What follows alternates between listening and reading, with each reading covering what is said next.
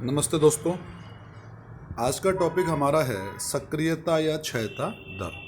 ये टॉपिक उसी टॉपिक के आगे की कड़ी में है और कठिन टॉपिक नहीं है बिल्कुल भी। समझिए इसको एक बार। देखो, जो सक्रियता है आर या क्षयता दर दर का मतलब क्या होता है? dn/dt। ठीक है, इसका चाहे तो आप मॉड ले सकते हैं। ठीक, तो R इक्वल्स टू dn/dt। यहाँ dn है या n है क्षयित होने वाले नाभिकों की संख्या। ठीक है, और मतलब समय के साथ क्षयित होने वाले नाभिकों की संख्या क्या कहलाएगी? क्षयता दर या सक्रियता कहलाएगी। ठीक है, तो लिखा हुआ है कि किसी नमूने की सक्रियता यानी कि जो R है, किसी नमूने की जो सक्रियता है वो एकांक समय में dt को 1 कर दो में क्षयित होने वाले नाभिकों की संख्या यानी कि dn के बराबर होती है। अर्थात क्षयता दर r बराबर dn/dt और उसका मापांक ले सकते हैं हम लोग। ठीक है, अब क्योंकि क्षयता दर है, नाभिकों की संख्या कम होती है, तो इसमें चिन्ह हम चाहें तो माइनस का लगा सकते हैं। r बराबर माइनस का dn/dt। ठीक है, अब देखो अगले पेज पे आते हैं हम लोग। देखो r इज इक्वल टू हमारे पास क्या आया? r इज इक्वल टू हमारे पास आया माइनस में आएगा ये dn/dt। माइनस चिन्ह किसकी बात को सिद्ध कर रहा है? कि नाभिकों की संख्या में कमी आ रही है, मतलब नाभिक जो है सक्रिय कम होंगे समय के साथ। समय के साथ सक्रिय नाभिकों की संख्या में क्या आएगी? कमी आएगी। ठीक है, अगले स्टेप में dn/dt के स्थान पर मैं माइनस लैम्बडा n रख देता हूँ। ये मैंने आप चेक करना, पहले जब वो आपने किया था रदरफोर्ड-सोडी का नियम, वहाँ आया होगा ये, तो वहाँ से मान रखा हमने माइनस का लैम्बडा n, और माइनस माइनस क्या हो जाएगा? प्लस। तो r बराबर क्या हो जाएगा? Lambda n। r क्या हो जाएगा? Lambda n। ठीक है, अब n की वैल्यू रदरफोर्ड-सोडी के नियम से क्या थी? सर वो थी n0 e की पावर माइनस लैम्बडा टी। क्या थी वो? n0 e की पावर माइनस लैम्बडा टी। और लैम्बडा n0 इसकी जगह हम चाहें तो रख सकते हैं r0। रखते हैं इसकी जगह r0। तो r इक्वल्स टू क्या हो जाएगा? r0 e की पावर माइनस लैम्बडा टी। क्या मतलब है इसका? कि ये तो वही नियम आ गया, रदरफोर्ड-सोडी का नियम ही तो है एक तरीके से ये, बस ये दर के रूप में है। तो पहले क्या था? n बराबर n0 e की पावर माइनस लैम्बडा टी, वो संख्या के रूप में था, और ये किसके रूप में है? दर के रूप में। लिखा हुआ है पूरी चीज़ें यहाँ पे देखिए। r इक्वल्स टू ये हमारे पास ये आ गया r0 e की पावर माइनस लैम्बडा टी, जहाँ r0 लैम्बडा n0 है। क्षयता दर r को ही सक्रियता कहते हैं। तो दिक्कत बोलो इसमें? सिंपल है बिल्कुल। अब सुनो, देखो R का सूत्र क्या है? सर R का सूत्र है R is equals to dn/dt। ठीक है, तो R जो है इसका मात्रक होगा बैकुरल। क्षयता दर या सक्रियता का मात्रक क्या होगा? बैकुरल। बैकुलर नहीं, बैकुरल, रेल है। ठीक है, 1 लगाएं इसके आगे, तो 1 बैकुरल इज इक्वल टू, अब क्या आ रहा है ये? dn/dt। क्या आ रहा है ये? dn/dt। तो dn क्या है? 6 की संख्या, तो 1 6 संख्या ही तो है, और dt क्या है? समय, तो 1 सेकेंड। तो 1 बैकुरल इज इक्वल टू क्या हो जाएगा? 1 6 बटा 1 सेकेंड। ठीक है, अब आगे लिख रहा है इसमें, तो क्लियर है। सक्रियता का ऐसा मात्रक तो क्या होता है? बैकुरल होता है, और सूत्र के रूप में क्या आ जाएगा? 1 बैकुरल इज इक्वल टू 1 6 बटा 1 सेकेंड। अगर हम चाहें तो इसकी परिभाषा बना सकते हैं 1 बैकुरल की।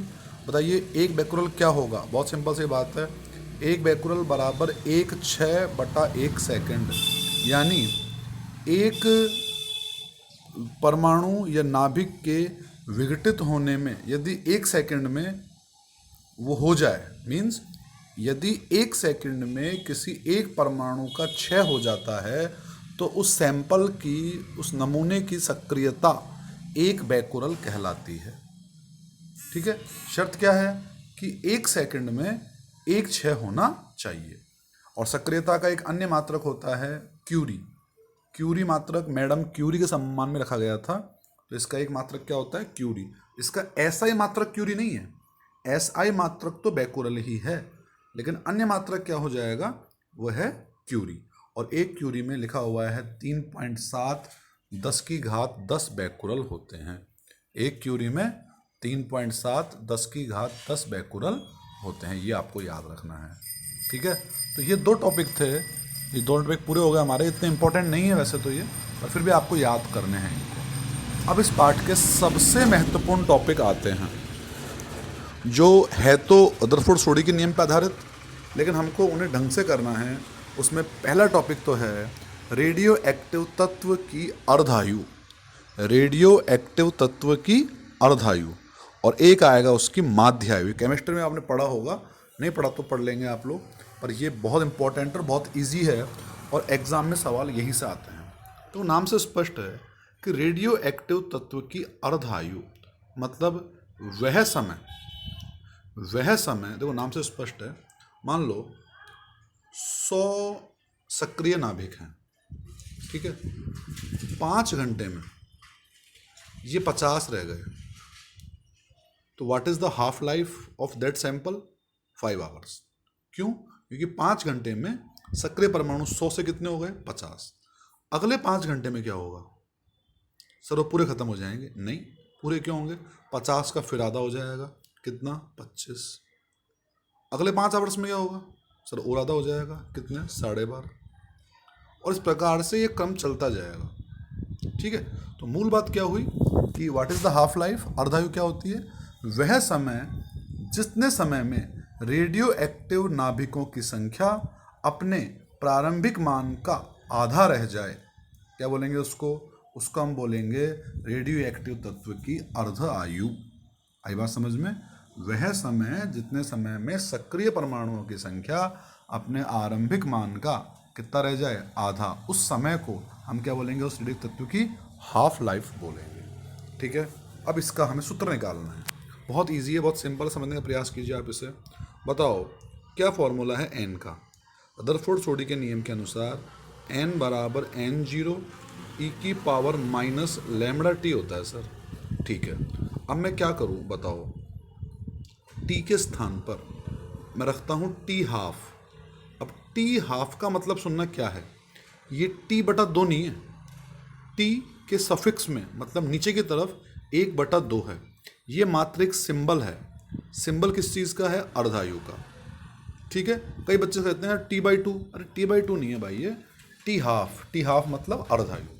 तो बताओ t बराबर t हाफ में क्या होता है सर, t बराबर t हाफ में सक्रिय परमाणुओं की संख्या घटकर अपने आरंभिक मान का आधा रह जाती है। मीन्स n जो है वो n0/2 रह जाएगा। अब इस मान को ऊपर पुट करो। अगर इस मान को हम ऊपर पुट करते हैं तो हम ये पाते हैं कि हमारे पास जो n है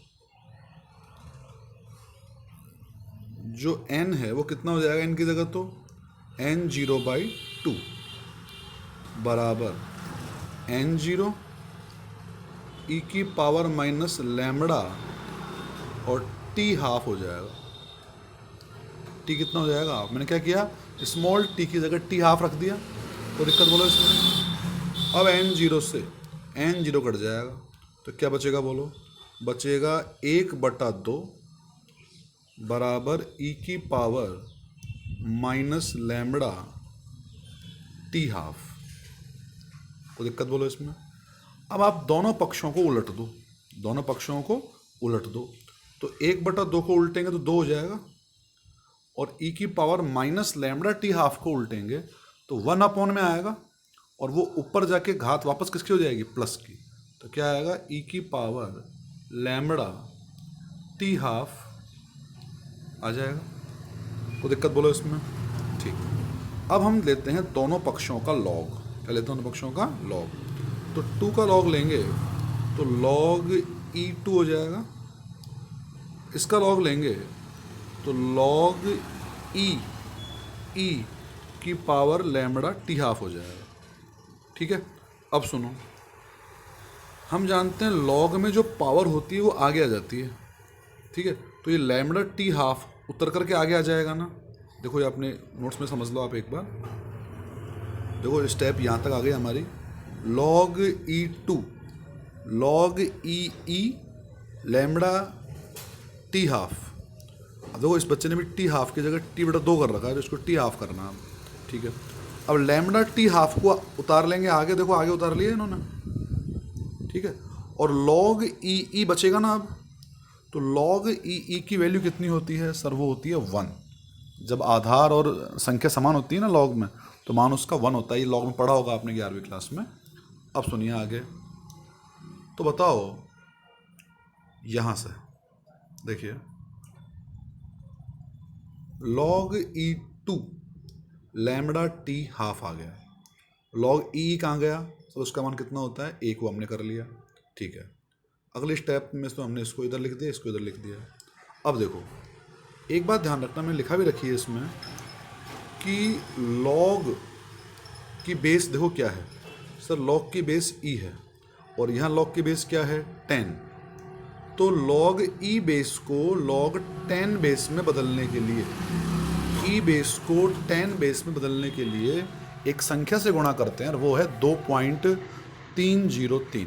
क्या संख्या है वो? 2.303। तो देखिए क्या किया इन्होंने, देखो यहाँ पर log E2 आ रहा है, अगले स्टेप में जो घात जो बेस है वो 10 हो गया और आगे गुणा कर दिया हमने किससे? 2.303 से। ठीक, अगले स्टेप में देखो log 10(2) ये कितना हो गया? 0.3010। इसका मान कितना होता है? हम जानते हैं log 2 के लिए कितनी होती है? 0.3010। अब देखो आगे कितना है? 2.303 और ये कितना है? 0.3010। इन्हों गुणा करेंगे तो ये आ जाएगा 693। कितना आएगा ये? 0.693। अगले स्टेप में लैम्बडा को उतार देंगे नीचे, तो टी हाफ क्या आ जाएगा? 0.693 अपॉन में क्या आ जाएगा? लैम्बडा। ये क्या आ गया? संबंध आ गया किस किस में? अर्धायु और क्षयांक लैम्बडा में। ये संबंध हमारा क्लियर हो गया। ठीक है, थैंक यू।